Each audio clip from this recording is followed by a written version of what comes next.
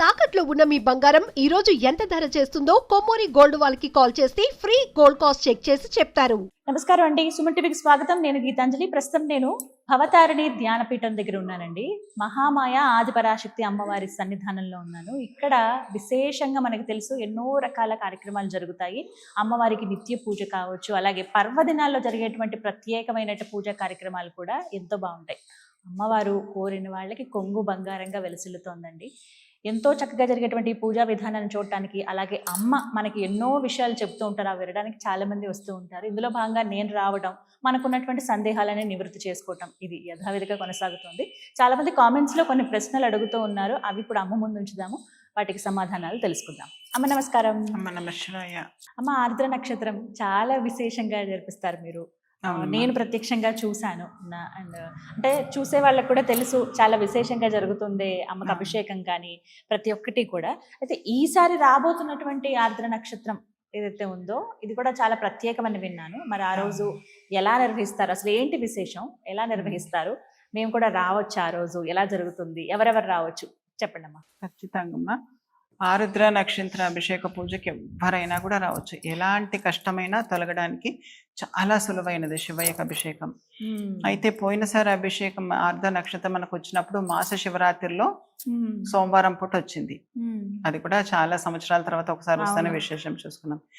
ఈసారి అలాగే ఏంటంటే త్రయోదశి సోమవారం వచ్చింది, ప్రదోషకాలం.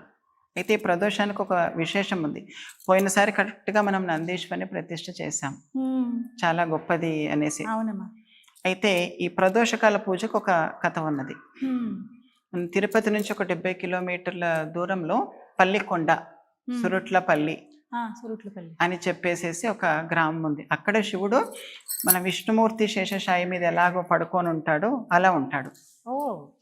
దీనికి ఒక ప్రాశస్యం ఉంది. ఆలాహలం పుట్టినప్పుడు తాగినప్పుడు, స్వామి తీసుకునేసి తాగినప్పుడు ఏంటంటే నేరేడు పండంతా సుందరార్ స్వామి దగ్గర ఉండే, భూమి మీద అవతరించకముందు నేరేడు కాయంత తెచ్చి ఇచ్చాడంట చేసి. తీసినప్పుడు స్వామి ఆలాహలాన్ని తాగాడంట. తాగానే కొద్దిగా సొమ్మసిల్లాడంట. ఆ సురుట్ల ఆ సొమ్మసిల్లడం అనేది అట్లా అయిపోయేటప్పుడు ఎమ్మటే నందీశ్వరుడు చూసి, అయ్యో నా స్వామి ఆలాహలను తాగుతున్నప్పుడు అయిపోతున్నాడు అని నందీశ్వరుడివి స్వామి నాలిక మీద ఉన్నదాన్ని నాకేశాడంట. స్వామి లోపలికి విషం పోవద్దు అని. ఆ కంఠం దగ్గరే అమ్మవారు ఇట్లా చెయ్యి పెట్టేసేసి ఆపిందంట.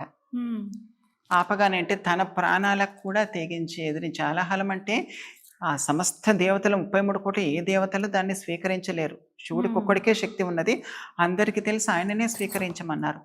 అట్లాంటి ఆలాహలాన్ని నందీశ్వరుడు వెనక ముందు ఆలోచించకుండా నా స్వామి ఇది తాగొద్దని కాపాడడానికి వచ్చాడు కదా అని చెప్పి, అది ఏంటంటే ప్రదోష కాలంలో జరిగిందంట.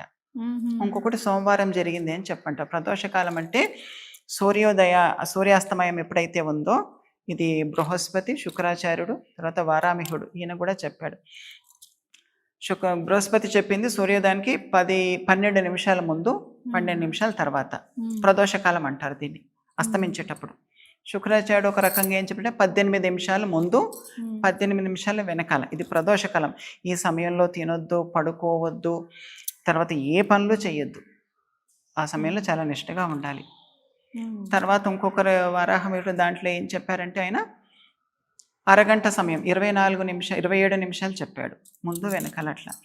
ఆ సమయంలో నందీశ్వరుడు ఆయనను కాపాడడానికి వచ్చాడు కాబట్టి ఏంటంటే ఇప్పటి నుంచి ఆయన కాస్త స్వామి సొమ్మసిల్లాడంట అక్కడ అమ్మ పార్వతీదేవి ఒడిలో.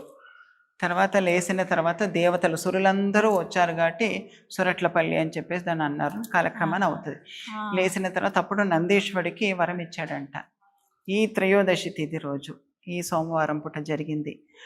నాకు చేసే అభిషేకం కన్నా ప్రదోషకాలంలో నీకు చేసే అభిషేకం చాలా ప్రాశస్త్యం. లోకంలో ఒక గొప్ప సంకటం వచ్చింది, అస్సలు తీరట్లేదు.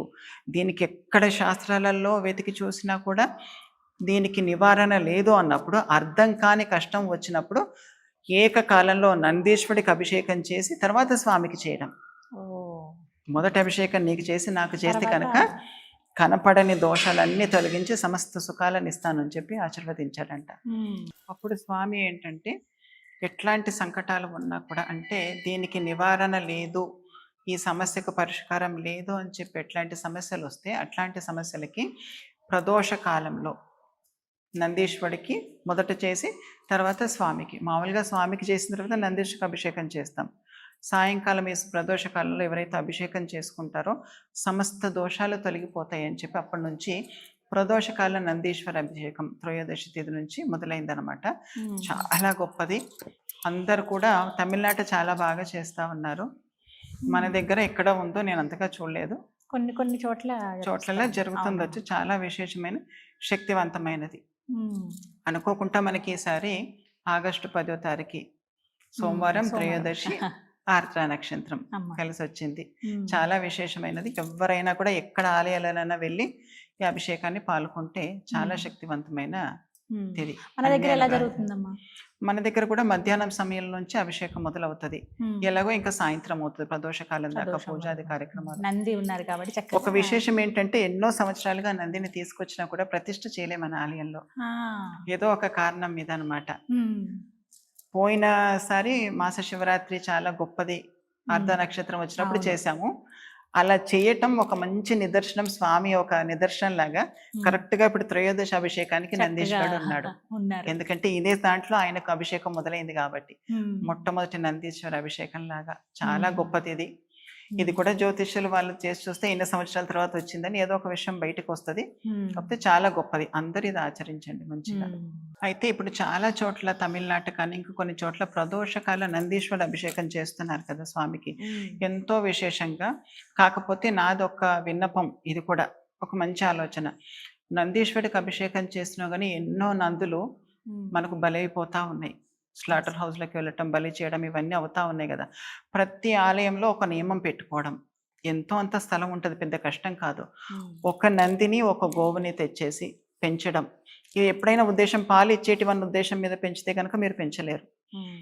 అవి ఏవైతే బాగా బక్కచిక్కిపోయి కోతకి అట్లా స్లాటర్ హౌస్కి వెళ్తున్నాయో అట్లాంటి ఒక జతని తెచ్చి పెట్టేసి ఈ నందీశ్వరుడికి చేసే అభిషేకం అప్పుడు ఆ నందిని కూడా పెట్టేసి పూజ చేస్తే కనుక నందీశ్వరుడు నిజంగా చాలా సంతోషపడతాడు. సాక్షాత్గా ధర్మదేవత. అదొకటి అందరూ ప్రతి ఆలయాల్లో ఒక ఆవు ఒక ఎద్దు పెంచే అలవాటు చేసుకుంటే చాలా మంచిది. ఎన్నో పుణ్యాల కన్నా ఇది చాలా గొప్ప పుణ్యం. ఇదొక విషయం అందరూ గమనించాలి, కాస్త ఆలోచించాలి అనేసి నా ఆలోచన. చాలా మంచి మాట అమ్మా, అందరూ నేర్చుకోవాలి, తెలుసుకోవాలి. చక్కగా వివరించారమ్మా, ధన్యవాదాలు. నమ శివాయ.